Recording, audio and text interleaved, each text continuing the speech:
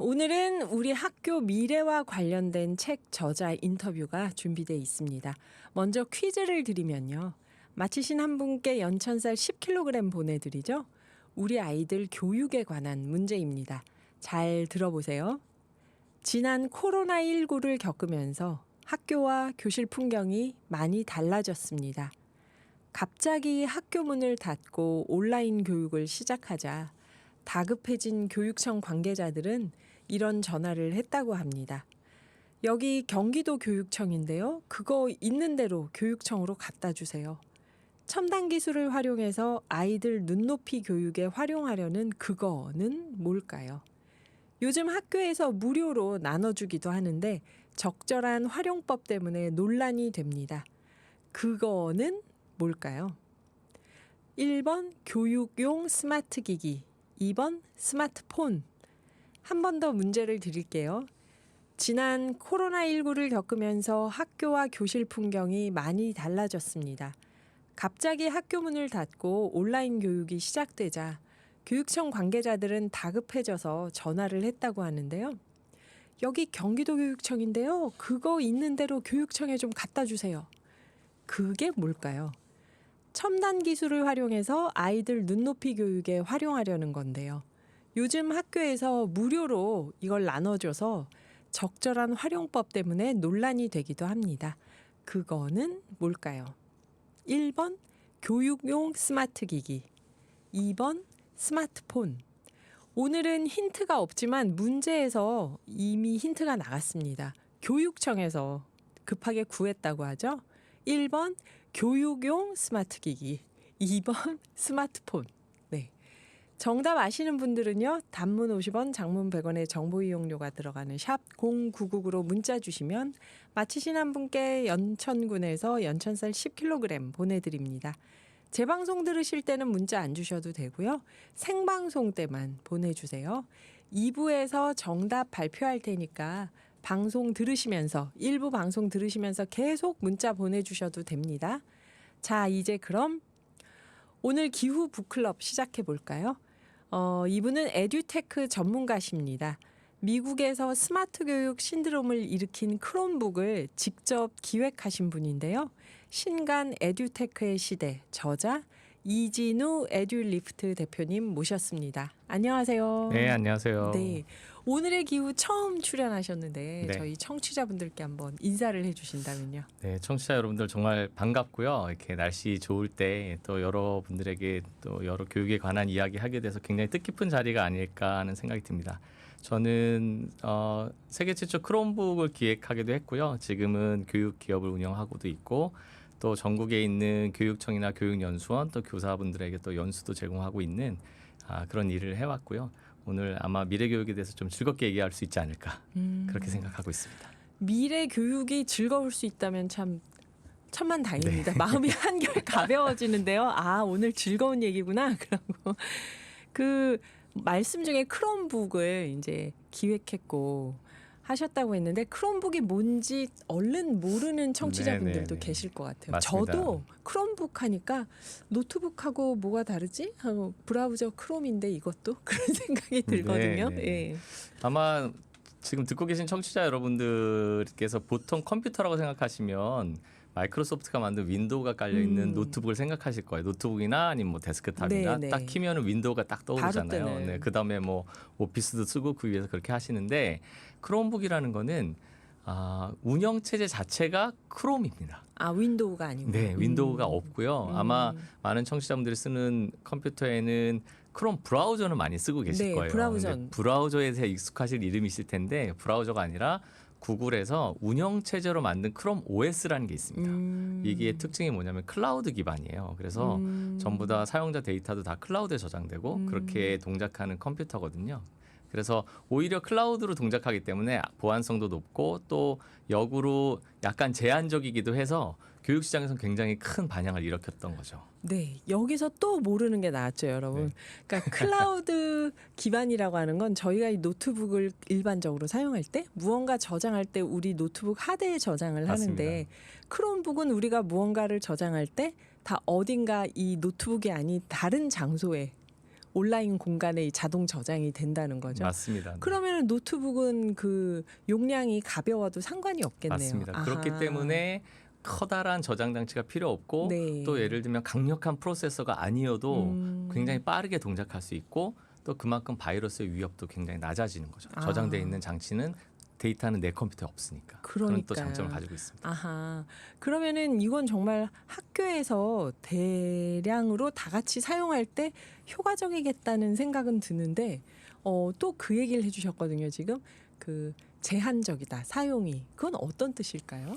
예를 들면 지금 많은 어플리케이션이라고 하죠. 네. 뭐 저희가 게임도 하기도 하고요. 뭐 문서를 작성하기도 하고 여러 가지가 있는데 윈도우 노트북용으로 어떻게 보면 가장 많은 어플리케이션들이 개발돼 왔다고 볼 수 있죠. 지금까지. 예, 왜냐하면 가장 많이 깔려 있는 컴퓨터이기도 네. 하니까요. 네. 그런데 크롬북은 클라우드 기반이기 때문에 앱도 접속해서 쓰거나 아니면 지금 핸드폰에서 쓰시는 안드로이드용 앱을 사용할 수가 있게 돼 있어요. 네. 그렇기 때문에 학생들이 어떤 앱을 사용하고자 할 때는 접속해서 쓰거나 안드로이드 앱을 쓰게 되는데 그런 것들이 윈도우 기반의 노트북보다는 약간 사용성에 제약을 가할 수가 있게 돼 있습니다. 그래서 어떤 앱을 학생들이 쓸지 말지 이런 것들에 대한 조금 통제가 쉽다고 해야 되죠. 그래서 그런 부분에 있어서 조금 제한적이라는 말씀을 드린 겁니다. 아하. 그러면 오히려 학교에서 선생님들이 사용할 때는 더 편하겠네요. 그렇죠. 아무거나 못 쓰니까. 바로 그 부분이죠. 아하. 예를 들면 학생들이 게임을 하고 싶어도 네. 이 크롬북에서는 게임이 안 돼. 이러면 앱이 없네? 학교에서는 훨씬 더 좋아하시는 거죠. 아하, 그런 거기가 딱 꽂히네요, 사실. 그리고 이제 클라우드 기반이면은 아이들이 사용하면서 학교에서 사용하는 노트북에 이것저것 다운받아서 저장해 놓지 않으니까 그것도 안전할 것 같고. 그럼요. 그리고 기기가 부족해도 네. 여러 명이 돌렸을 수가 있어요. 클라우드 기반이기 때문에 아이디와 패스워드로 하나의 기기를 가지고 A라는 학생이 쓸 때, B라는 학생이 쓸 때 자기 계정으로 로그인만 하면 그대로 나의 저장해놨던 데이터나 이런 것들이 나타나기 때문에 기기가 부족해도 돌려 쓰는데 매우 강점을 갖죠. 저처럼 워드나 검색만 많이 사용하는 사람은 크롬북이 아주 적합하다고 할 수 있습니다. 편하다는 생각이 지금 드는데 네네. 더 편하게 사용하겠구나. 자, 그래서 이제 여러분 크롬북이 뭔지는 대략 그림이 그려지시죠. 근데 이게 우리 오늘의 기후 같은 기후 프로그램에 왜 에듀테크 전문가가 나오셨을까? 혹시 의아해하시는 분 계실지 모르겠어요. 근데 사실 오늘의 기후에 뭐 다들 나오시니까 다양하게 안 궁금해하실지도 모르지만 그래도 이 기후와 인공지능 기술이 미래의 중요한 변화를 만든다고 보는데요. 그 공교육 현장에서 이 인공지능 기술 또 이 IT 쪽을 어떻게 교육하는가가 또 기후 교육과도 관련돼서 시사점이 있지 않을까 싶어서 선생님께 이제 말씀해 주십사 모셨는데요.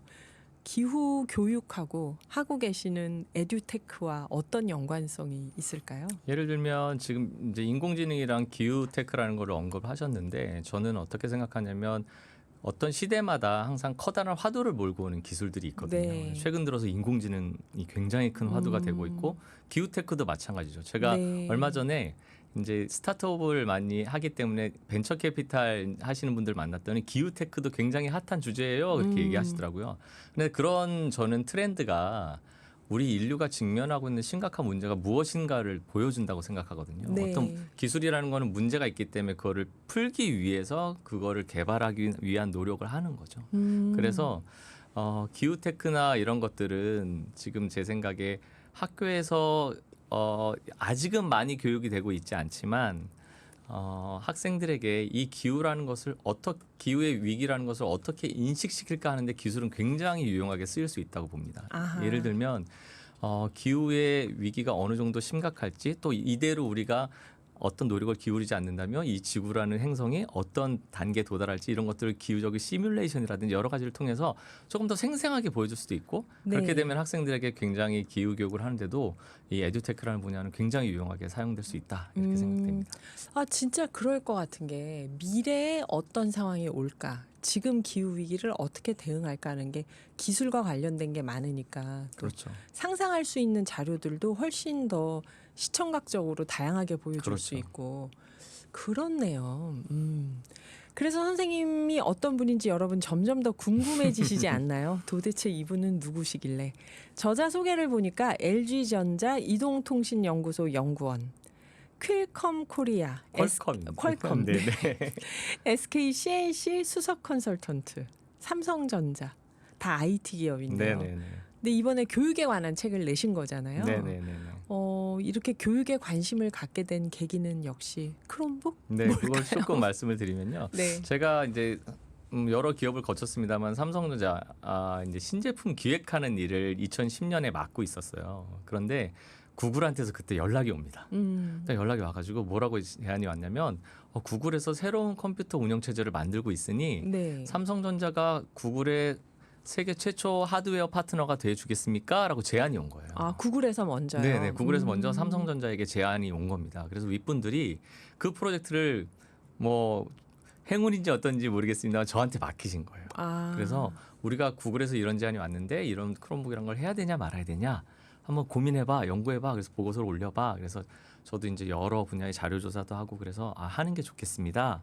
그렇게 해서 크롬북 프로젝트를 진행하게 된 거죠. 그래서 크롬북을 2010년 9월부터 삼성전자가 개발을 시작해가지고요. 네. 정확하게는 2011년 5월에 미국 샌프란시스코에서 이렇게 딱 발표를 합니다. 세계 최초로 크롬북이라는 게 세상에 나왔어요라고 이제 딱 발표를 했거든요. 근데 그러고 났더니 어디에서 이제 반응이 오기 시작했냐면 미국 학교들이 반응을 학교에서요. 보이기 시작한 거예요. 제가 아까 말씀드렸던 크롬북의 굉장히 가격이 저렴하다든지 네. 바이러스에 강하다든지 적은 대수로 돌렸을 수 있다든지 이런 장점 때문에 미국 학교들이 굉장히 뜨거운 반응을 보여줬습니다. 그러다 보니까 제가 구글이랑 같이 미국 학교에 보급하는 전략도 세우고 실제 그러면 크롬북이 어떤 모습을 가져야 다음에 나온 크롬북들은 학교에 더 잘 사용될 수 있을까 이런 것들을 고민하게 되고 거기서부터 이제 교육과의 접점이 만들어졌던 거죠. 아하. 크롬북을 통해서. 네네. 그래서 그러면은 그 미국에서 굉장히 반응이 좋았다는 말씀인데요. 크롬북이. 네네. 우리보다 먼저 미국의 교육 현장에서 이걸 맞습니다. 사용하고 요청하고 했던 거잖아요. 네. 이게 어떻게 바꿨을까요? 미국의 교육 현장을? 그때가 2011년에 이제 처음으로 크롬북이 세상에 나갔기 때문에 그때만 해도 이제 컴퓨터라는 거를 학교에 쓰자라는 목소리들이 나오고 있었지만 네. 우리나라 교육 환경으로 치면 이제 컴퓨터실 같은 데만 있었던 상황이고요. 네. 미국에서도 이제 막 컴퓨터라는 걸 수업에 도입해 보자 막 이런 상황이었어요. 그런데 이제 크롬북이라는 게 나오면서 말 그대로 학생 한 명당 하나의 기기를 가지고 쓸 수 있는 환경으로 나갈 수 있겠다라는 변화의 물꼬를 일단 트게 됐고요. 그랬던 결정적인 이유는 크롬북이 가격이 굉장히 일단 저렴했습니다.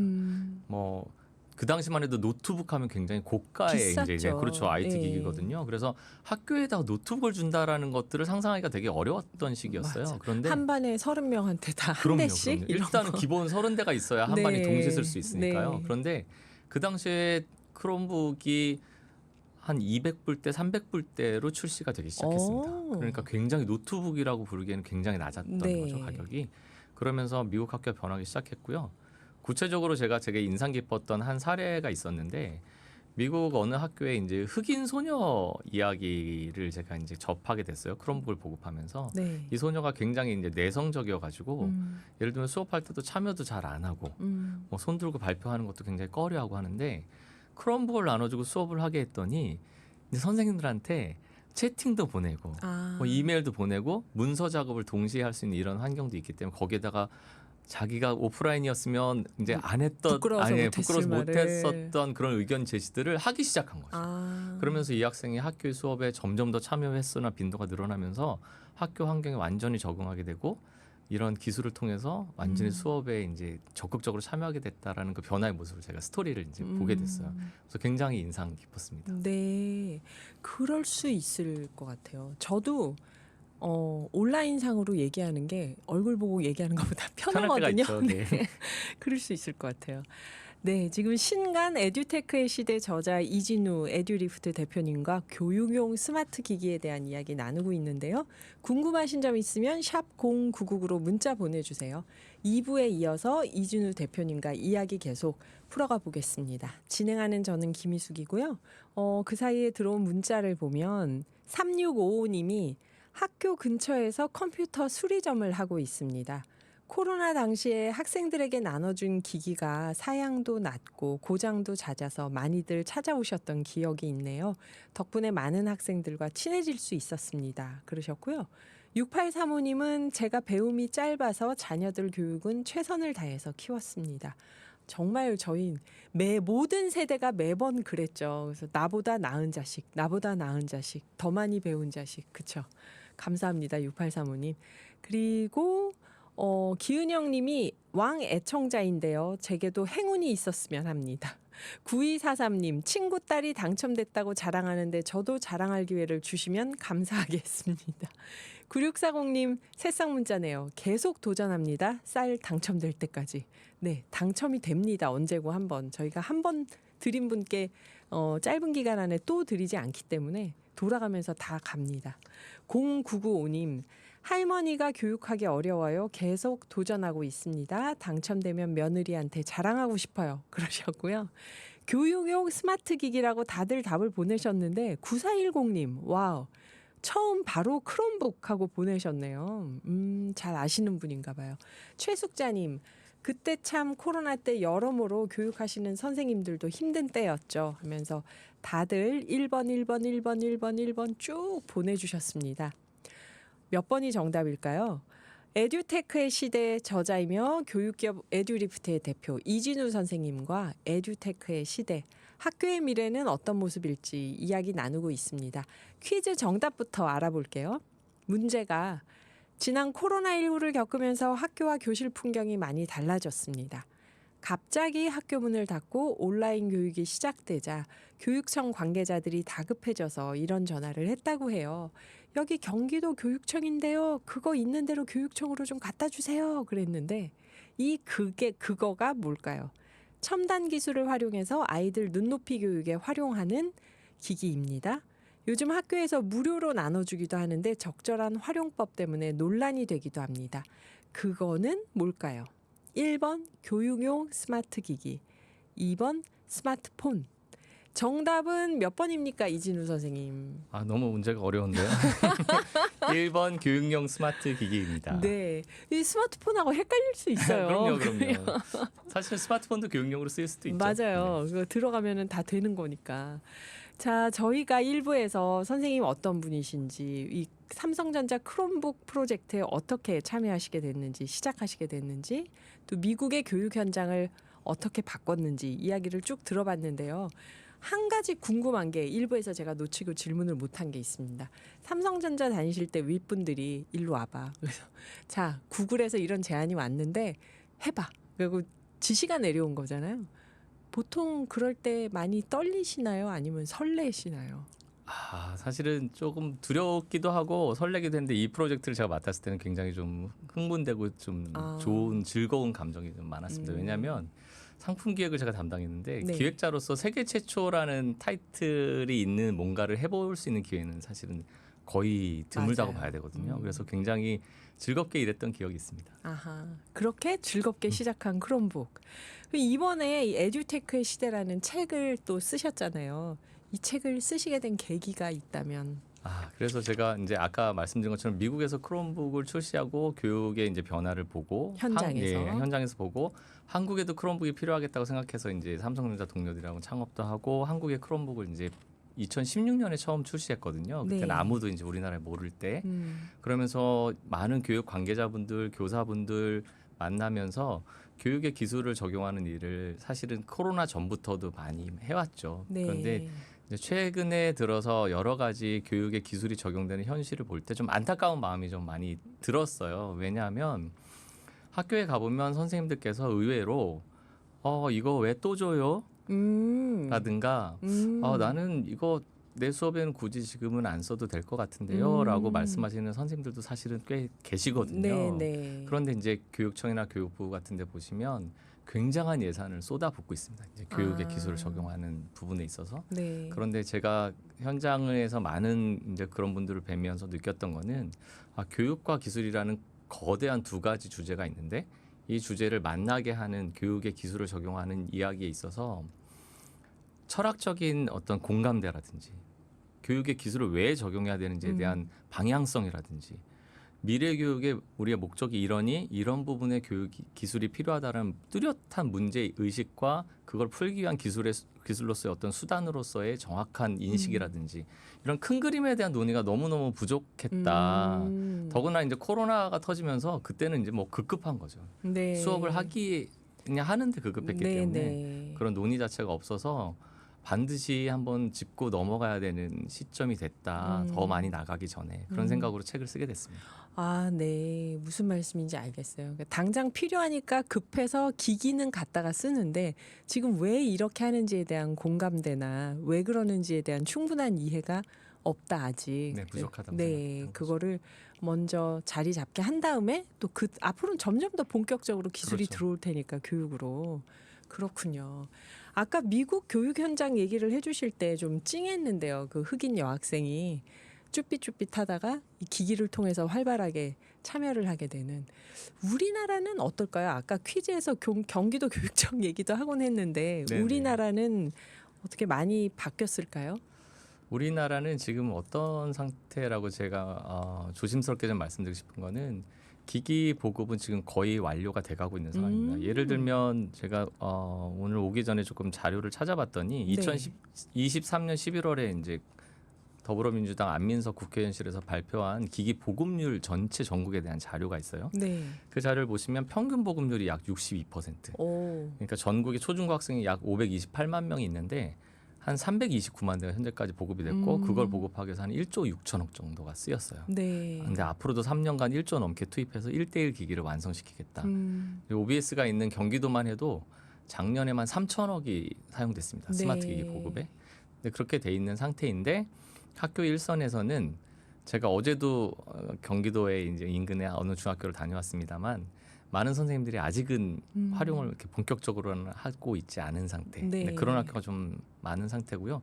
그래도 사용을 잘하는 학교에서는 학생들이 예를 들면 협력을 서로 이제 한다든지 아니면 데이터가 굉장히 이제 앞으로는 교육에서 중요한데 학생들이 학교에서 활동하는 여러 가지 데이터들을 모으기 시작한다든지 이런 긍정적인 변화가 좀 나타나기 시작한 것 같습니다. 팀 프로젝트 이런 걸 학생들이 모둠 활동 맞습니다. 이런 거 할 네. 때 기기를 활발하게 활용한다는 네네. 그런 말씀인 거죠.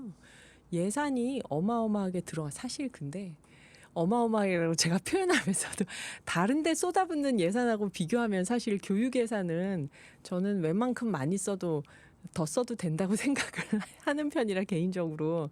근데 그렇게 큰 돈을 써서 나눠준 기기가 일선에서 제대로 활용되고 있을까? 아까 3655님이 학교 근처 컴퓨터 수리점을 하는데 학생들에게 나눠준 기기가 사양도 낮고 고장도 잦아서 많이들 찾아오셨습니다. 이런 얘기를 하셨어요.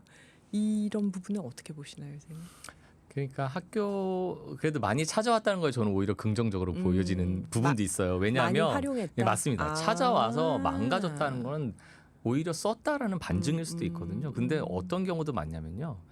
크롬북을 보급을 했는데 네. 보통 이제 소비자들에게 예를 들어서 10,000대가 나갔을 때 AS로 들어오는 비율이 있습니다. 통계로 보통 표준으로 잡히는 비율이 있는데 그거보다 학교에 보급된 기기의 AS 비율이 절반도 안 돼요. 아, 근데 그게 뭘 반증하겠습니까? 갖다 놓고 안 쓰는 안 건가? 썼다는 얘기죠. 네. 그래서 아. 오히려 물론 사양이 낮은 기기여서 어떤 그 당시 코로나 시대 때 아마 많이 보급됐던 기기 같은데 그때는 원격 수업을 일단은 해서 네. 어떻게든 교육을 계속해서 진행하는 것이 지상 과제였기 맞아요. 때문에 아마 급하게 하시느라 그런 좀 상황이 있었던 것 같고요. 그 이후에는 여러 가지 스펙이나 사양에 대해서 많은 검토가 이루어지고 있습니다.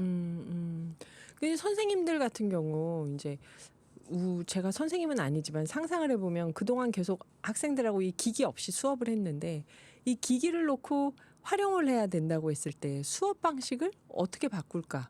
코로나 때는 원격으로 했다고 하지만 지금은 다들 학교를 나오는데 학교 와서 서로 얼굴 보면서 얘들아 모두 노트북 펴하고 수업을 할 때 이게 어떻게 진행이 되고 있을까를 좀 상상을 해보면은 선생님들한테도 굉장히 큰 숙제일 것 같거든요, 이게. 네, 맞습니다. 그래서 수업의 방식의 전환도 필요하고요. 나중에 조금 더 이제 말씀드릴 기회가 있겠습니다만은 교육의 목표도 바뀌어야 되는 거죠. 여태까지는 30명을 앉혀놓고 선생님이 칠판에서 똑같은 내용을 그냥 네. 쭉 설명하는 네, 이 네, 방식에다 그대로 스마트 기기를 쓰겠다라고 갖다 맞추면 상당히 어려움이 따르는 거고요. 그게 아니라 학생 한 명 한 명이 다른 내용으로 공부할 수도 있는 거거든요. 아하. 그렇죠. 동시에 아하. 같은 공간에 있지만 네네네. 똑같은 수학 수업을 하더라도 한 해는 진도가 다르고 한 해는 더 어려운 문제를 풀고 한 해는 좀 더 쉬운 문제를 풀고 이럴 수 있다는 거죠. 네네. 그런 측면에서 볼 때는 스마트 기기나 기술이 굉장히 중요하게 활용될 수 있는 거죠. 아, 그러니까 20명, 30명이 앉아 있는데 각자 수준에 맞는 학습을 할 수 있도록 선생님이 지도할 수 있다. 네. 모두 스마트 기기를 각자 갖고 네, 그런 있다면. 것도 있고 아까 말씀하신 모든 같은 거 할 때도 서로 모여서 자신이 자료를 찾고 자신이 찾은 자료를 함께 모으고 네. 그걸 종합하고 발표하는 형태로 만들어내고 하는 과정에서는 스마트 기기 활용도가 굉장히 중요하죠. 그렇네요. 그러니까 수업 방식 자체가 바뀌어야 되고 바뀔 수 있는 거다. 스마트 기기 덕분에. 네. 그럼 선생님은 역시 이제 스마트 기기는 미래 교육에서 꼭 필요하다. 이건 너무 당연한 얘기고. 언제 에듀테크가 반드시 필요하다는 어떤 사례를 하나 얘기를 해주신다면 뭐가 있을까요? 그러니까 제가 생각하는 중요한 이제 사례는 이런 거죠. 얼마 전에 EBS 다큐멘터리를 봤는데 네. 학생들이 나와서 이제 인터뷰를 쭉 하는 거예요. 근데 거기 어떤 인터뷰를 하냐면 학원을 요즘 학생들이 너무 많이 다니니까 선행학습 정도도 다 다르고요. 30명이 앉아 있지만 선생님이 누구에게 맞춰서 수업을 할까요? 어떤 친구는 2년 먼저 내용을 공부하고 있고 네, 어떤 네. 친구는 학원을 안 다니는 친구도 있고 그러면서 굉장히 학생들이 저는 이해도 못했는데 선생님은 그냥 잠깐만 언급하고 넘어가요. 좀 더 설명해 주셨으면 좋겠는데 그런 것들이 부족해. 이렇게 조금 이야기하는 다큐멘터리 교육격차라는 다큐멘터리가 있었거든요. 그런 사례에서 보듯이 앞으로 미래 교육의 가장 핵심적인 과제는 개인화된 커리큘럼을 공교육 시스템 안에서 어떻게 구현하느냐가 될 거라고 많은 전문가들이 또 저뿐만 아니라 예상을 네. 하고 있습니다. 과거에는 공교육이 뭐 저희도 그런 시대를 살았지만 50명, 60명이 앉혀놓고 그냥 공장에서 찍어내듯이 똑같은 맞아요. 내용과 그냥 그래서 어떻게 보면 산업 전사를 키워내듯이 맞아요. 그런 역할을 그래서 인적 자원이라는 말을 저희가 많이 네, 썼잖아요. 네, 뭐 네. 글로벌 인재. 근데 이제는 한 명 한 명의 학생들이 자신만의 소질과 적성과 흥미를 잘 파악해서 미래 사회에 정말 행복하게 살아갈 수 있도록 돕는 교육으로 조금 더 갈 필요가 있는 거죠, 방향성을. 근데 그러려면 개인화된 커리큘럼을 어떻게 공교육 시스템 안에서 정말 실현하느냐.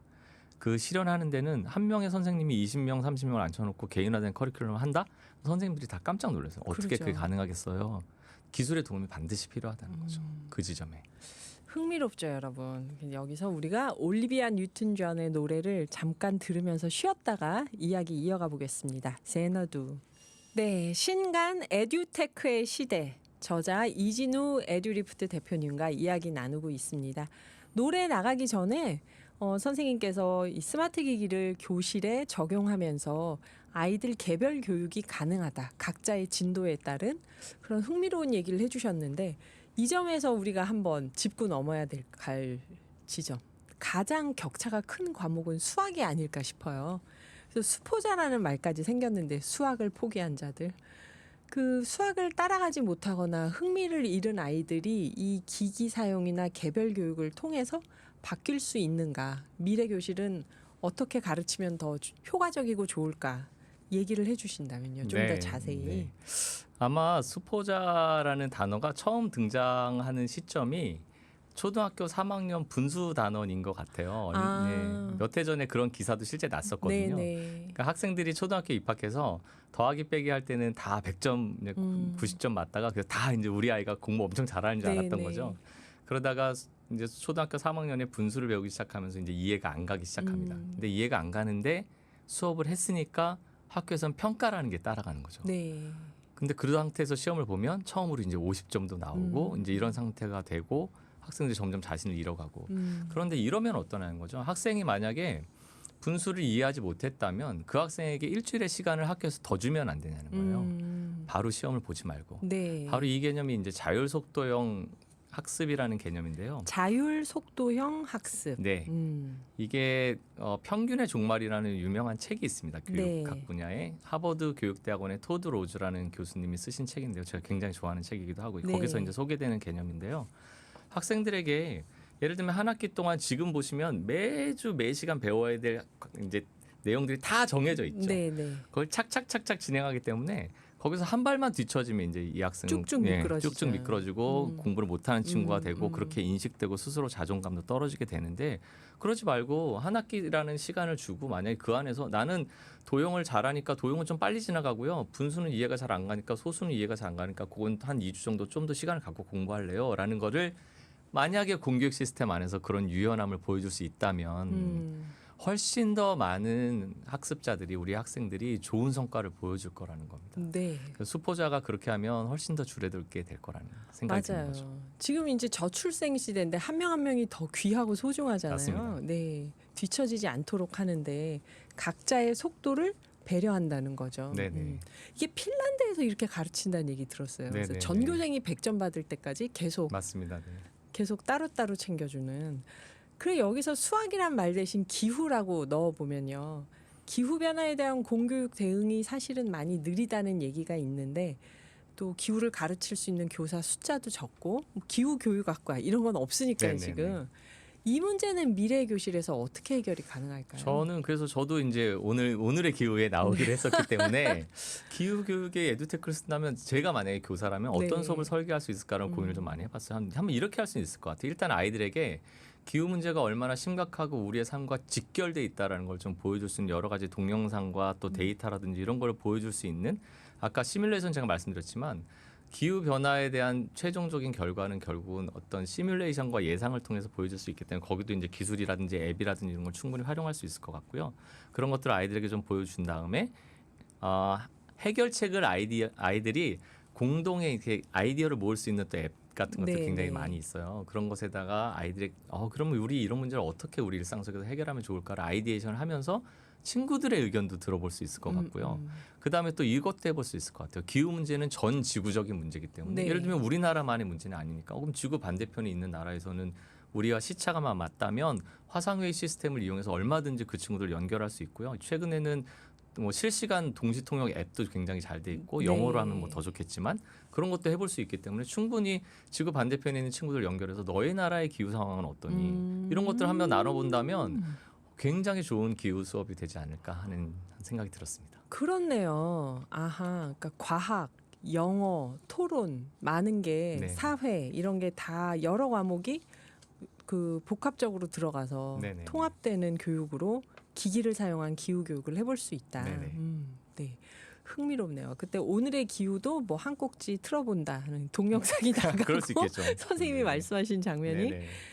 네, 그 에듀테크의 시대라는 책에서 제가 이 쭉 얘기를 하면서 우리가 기술을 사용해서 기기를 사용하는 게 교육에 더 효과적이다는 얘기를 쭉 했는데 항상 그런가 기술이 최소화되어야 또 그게 잘 되는 교육일 때도 있지 않은가 이 내용이 책에서도 나오고 있는데 이걸 좀 자세히 설명해 주신다면요. 네, 그래서 제가 에듀테크 시대를 썼다고 하면요, 많은 분들이 읽기 전에는 그래서 무조건 교육의 기술을 적용하는 게 좋으니까 기술을 막 쓰자는 얘기겠구나라고 이제 선입견을 가지시는 분들이 계세요. 근데 네. 제가 주장하는 바는 기술이 최소화돼야 되는 부분이 반드시 있다라는 이야기입니다. 예를 들면 학교에서 이루어지는 교육이라는 것이 지식적인 측면을 가리키는 것도 있지만 아이들이 이 사회에서 다른 사람들과 함께 살아가기 위한 태도를 형성한다든지 네. 인성을 키워야 한다든지 협력하는 법을 배운다든지 이러한 부분이 또 큰 부분을 차지한다고 보는 거죠. 그래서 지식적인 부분에 있어서 우선적으로 기술이 활용될 수 있는 부분이 더 크다고 보고요. 아이들의 인성을 형성한다든지 같이 살아가는 세상에 대해서 가치관을 형성한다든지 이런 부분에서는 오히려 기술 사용을 조금 줄여나가자는 게 제 생각입니다. 왜냐하면 그런 부분은 오히려 인간과의 부딪힘과 서로 갈등을 오히려 일으키고 학교에서 아이들을 만나고 또 싸우기도 하고 그런 과정 속에서 저는 자라날 수 있다고 생각하거든요. 그래서 그런 부분에서는 기술을 최소화하자라는 게 제 생각이었고요. 또 하나 실제적인 문제로는 내년에도 지금 교육부에서 인공지능 AI 디지털 교과서라는 걸 지금 준비하고 있는데 스크린으로 글을 읽을 때와 네. 종이책으로 글을 읽을 때 어떤 것이 더 좋은 것이냐에 대한 사실은 아직 논의가 되어본 적이 없습니다. 네. 근데 저는 굉장히 중요하다고 생각하거든요. 우리 아이들이 글을 읽는다라는 것이 매우 중요하고 그러면 어떤 매체로 읽을 것이냐. 제가 여러 연구 결과를 다 본 건 아니지만 대부분의 학자들은 긴 글이나 깊이 이해해야 하는 컨텐츠에 대해서는 종이책이 훨씬 더 유리하다라고 음. 여태까지는 결론을 내리고 있기 때문에 그런 부분에 있어서는 읽기라는 부분에 있어서는 아이들이 가능하면 긴 글을 읽을 수 있도록 도와주고 학교에서 그런 긴 글은 가능하면 스크린보다는 태블릿보다는 종이책을 보도록 유도하는 것이 맞다라고 얘기하고 싶었던 거죠. 아, 네. 종이책 이야기가 또 이 순간에 이렇게 나오니까 더 흥미롭네요. 뇌가 작동하는 방식이 다르다는 얘기도 있더라고요. 네네네. 너무 재밌는데 지금 시간이 딱 1분 30초 남았습니다. 선생님 딱 1분 동안 네네. 부모님들이 스마트폰 아이들한테 안 좋다면서 사주지 않는 부모님들도 있잖아요. 네. 스마트폰 있으면 공부 안 하고 유튜브 게임만 한다 그러는데 안 쓰게 할 때 생기는 부작용이 있다고요. 안 쓰게 할 수 있는 부작용이 물론 있지만 네. 제가 사실은 부모님한테 좀 드리고 싶은 말씀을 조금 네, 포괄적으로 네, 말씀을 네. 드리자면 디지털 기기를 안 쓸 수는 없는 세상이 됐다고 생각합니다. 그래서 저도 아들이나 저도 딸도 있고 아들도 있는데요. 가능하면 근데 부모님한테 부탁드리고 싶은 거는 저는 가정은 되도록이면 아날로그적인 환경을 유지하는 것이 좋겠다라는 생각이에요. 그래서 저도 아이들과 가능하면 TV를 안 켠다든지 거실에서 밥 먹을 때만이라도 다 기기를 놓고 얘기하자고 얘기한다든지 그래서 가정은 가급적이면 아날로그적인 환경을 좀 유지하셨으면 하는 게 제 바람이고요. 네. 그 다음에 또 중요한 거는 그렇다고 아이들 기기의 통제에 대해서 부모님이 너무 모르시면 안 된다고 생각이 돼요. 예를 들면 스마트폰이나 노트북이나 이런 것들에 대해서 부모님들이 통제할 수 있는 도구들도 잘 돼 있습니다. 그런 거 최소한은 알아주셨으면 좋겠고 또 하나는 제가 책에 쓴 한 문단으로 얘기하면 집에서 게임 도구로 사용되는 노트북이 학교에서 갑자기 학습 도구가 되진 않는다. 부모님이 노트북으로 어떤 모습을 보여주고 스마트폰으로 무엇을 하시냐를 아이들은 봅니다. 네. 그렇기 때문에 그 모습대로 학교에서도 나눠주는 기기를 대하게 될 거다. 네. 이진우 에듀리프디 대표님이셨습니다.